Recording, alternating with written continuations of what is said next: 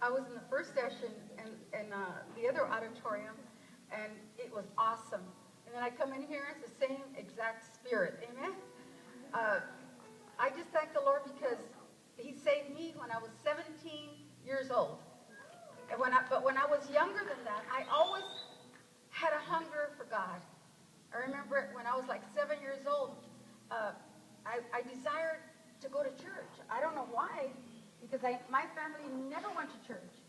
But at 7 years old, I remember I said, I want to go to church. And my family wasn't going to go to church.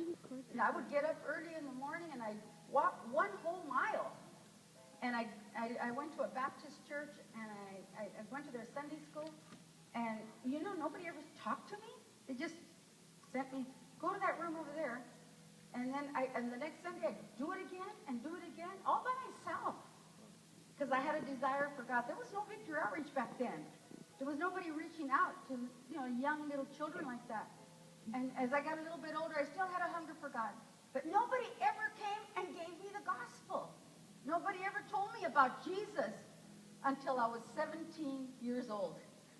And when they told me about Jesus, I said, that's what I've been looking for all my life. I was so miserable at 17. I mean, I would cry myself to sleep every night. But when I found Jesus, he made the big difference in my life. Wow, the peace that Jesus gave me and the joy that he gave me, that's what I had been looking for all my life. My brother that was a drug addict, he got saved. He left heroin. My other brother that was an alcoholic, he got saved. My mother and my father were divorced. They got saved. They got remarried again. God is a miracle-working God.